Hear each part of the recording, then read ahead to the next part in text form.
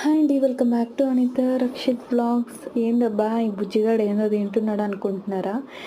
అదే అండి, రిసార్ట్కి వచ్చాం కదా రిసెప్షన్కి.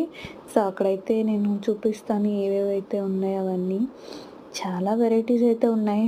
మేము అన్నీ మొత్తం ఒక రౌండ్ వేసేసి, ఇదిగోండి ఇక్కడ ఒక ఐస్ లాస్ట్లో లాగించాను అనమాట. అది ముందు చూపిస్తున్నాను మీకు.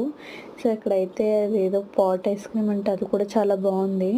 అలా వెళ్తే ఫ్రూట్స్, రోటీ కర్రీ, పలావ్, ఇంకా ఎన్నెన్నో ఎన్నెన్నో వంటలు ఉన్నాయి. అన్నీ లాగేసి కుమ్మేద్దాం అని చెప్పేసి అనుకున్నాం, కానీ అవన్నీ తినలేకపోయాము.